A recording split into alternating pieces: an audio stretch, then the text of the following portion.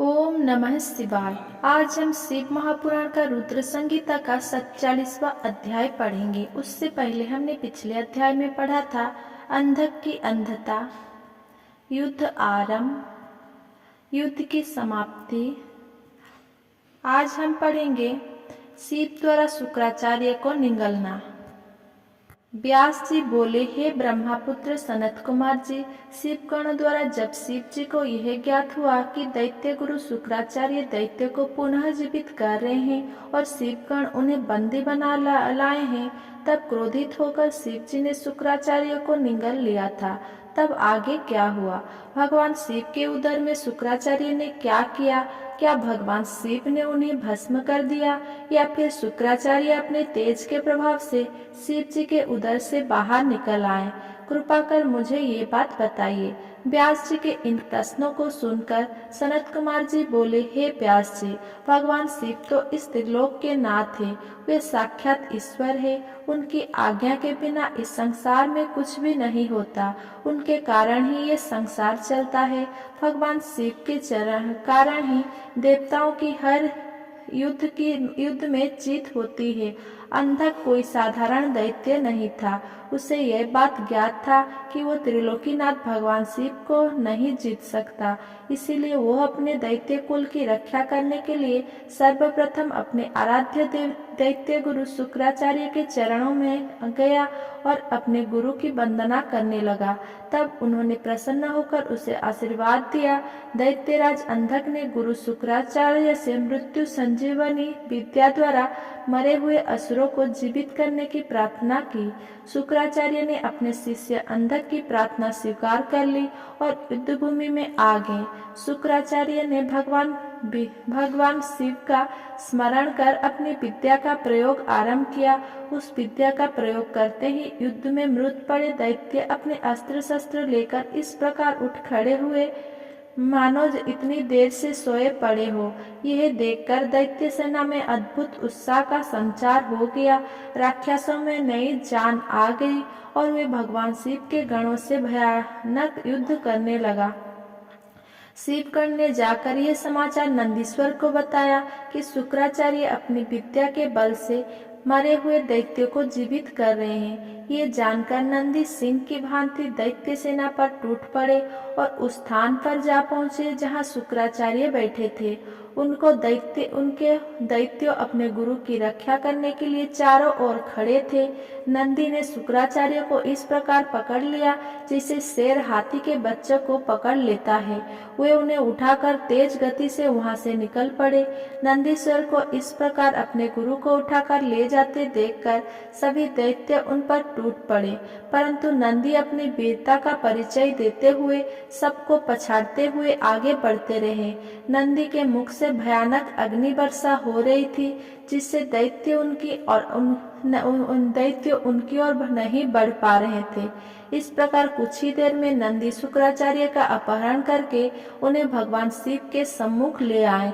नंदी ने सारे बात भगवान शिव को कह सुनाई। यह सब सुनकर देवादिदेव महादेव जी को क्रोध बहुत बढ़ गया और उन्होंने दैत्य गुरु शुक्राचार्य को अपने मुंह में रखकर इस प्रकार निगल लिया जिस प्रकार कोई बालक अपनी पसंदीदा खाने की वस्तु को पल भर में ही सटक लेता है। 48वां अध्याय, शुक्राचार्य की मुक्ति। व्यास जी ने पूछा, हे सनत कुमार जी, शुक्राचार्य को जब भगवान शिव ने निगल लिया तब फिर क्या हुआ?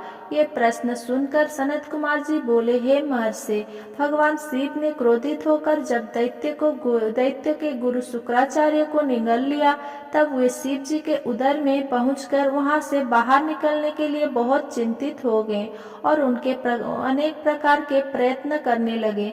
जब वे किसी भी प्रकार से बाहर नहीं निकल पा रहे थे तब उन्होंने भगवान शिव के शरीर में छिद्र की खोज करनी शुरू कर दी, परंतु सैकड़ों वर्षों तक भी उन्हें कोई ऐसा छिद्र नहीं मिल सका जिससे वे बाहर आ जाते। इस प्रकार शुक्राचार्य बाहर ना निकल पाने के कारण बहुत दुखी हुए और उन्होंने शिव जी की आराधना करने का निश्चय किया। तब उन्होंने शिव मंत्र का जाप करना आरंभ कर दिया। शिव मंत्र का जाप करते करते शुक्राचार्य शिव जी के शुक्राणुओं द्वारा उनके लिंग मार्ग से बाहर आ गए और हाथ जोड़कर भगवान शिव की स्तुति करने लगे। तब भगवान शिव और देवी पार्वती ने शुक्राचार्य को अपने पुत्र रूप में स्वीकार कर लिया और मुस्कुराने लगे। शिव जी बोले, हे भृगुनंदन, आप मेरे लिंग मार्ग से शुक्र की तरह बाहर निकले हैं, इसीलिए आज से आप शुक्र नाम से विख्यात होगे। आज से तुम मेरे और पार्वती के पुत्र हुए और सदा संसार में अजर अमर रहोगे। तुम्हें आज से मेरा परम भक्त माना जाएगा। तब शुक्राचार्य अब भगवान शिव की स्तुति करते हुए बोले, हे देवादिदेव भगवान शिव, आपके सिर, नेत्र, हाथ, पैर और भुजाएं अनंत है। आपकी मूर्तियों की गणना करना सर्वथा असंभव है।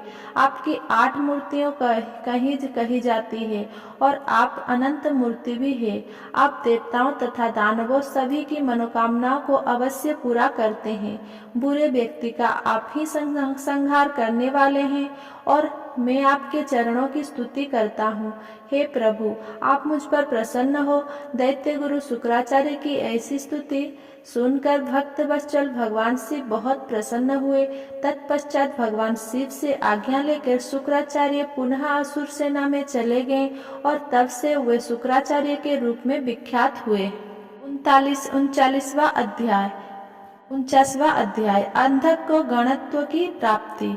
सनत कुमार जी बोले, हे महामुनि व्यास जी, भगवान शिव के उदर में शुक्राचार्य ने शिव मंत्र का जाप कर बाहर आने का मार्ग खोज लिया और बाहर आकर शिव जी की आज्ञा पाकर वहां से पुनः असुर राज्य में चले गए। तत्पश्चात 3000 वर्ष के बाद वो वेदों का पाठ करने वाले शुक्राचार्य के रूप में पृथ्वी पर पुनः शिव जी से उत्पन्न हुए। दूसरी ओर अंधक को भगवान शिव ने अपने त्रिशूल पर उसी प्रकार लटकाया हुआ था। दैत्य गुरु शुक्राचार्य ने देखा कि दैत्यराज अंधक उसी त्रिशूल पर लटका हुआ है जिस त्रिशूल से देवादिदेव भगवान शिव ने उसे मारने के लिए आघात किया था।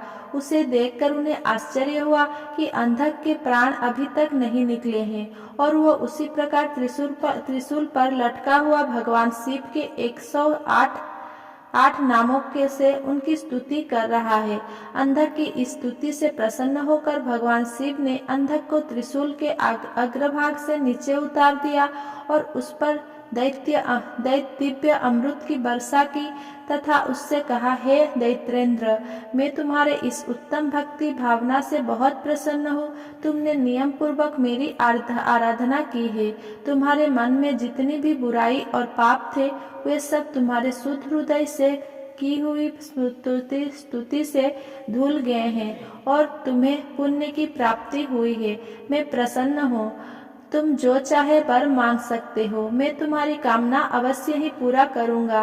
भगवान शिव के ये अमृत वचन सुनकर दैत्यराज अंधक बहुत प्रसन्न हुआ और बोला, भगवान, मैं दोनों हाथ जोड़कर आपसे अपने द्वारा किए गए हर बुरे कार्य और अपराध के लिए क्षमा प्रार्थना करती हूँ। आप मेरे अपराध को कृपा पूर्वक क्षमा करें। पूर्व में मैंने आपके और माता पार्वती के विषय में जो भी बुरा बोला या सोचा हो उसके लिए मुझे बहुत खेद है। मैंने ये सब अज्ञानतावश ही किया है। अब मैं एक दिन भक्त बनकर आपकी शरण में आया हूँ। मुझे मेरे द्वारा किए गए अपराधों के लिए क्षमा कर दें।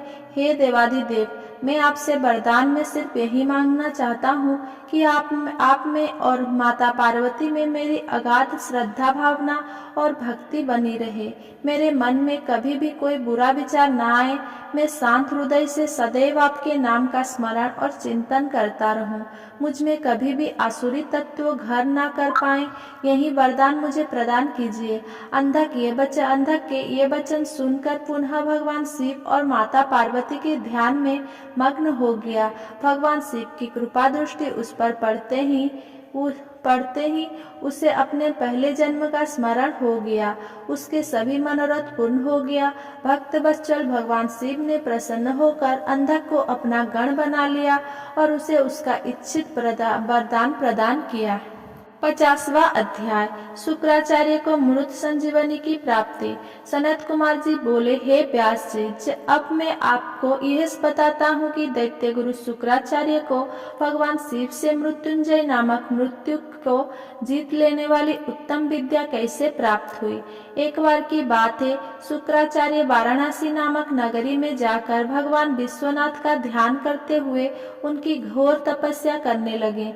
इससे पूर्व उन्होंने वहां भगवान शिव के शिवलिंग की स्थापना की तथा वहां एक रमणीक कुआं भी खुदवाया।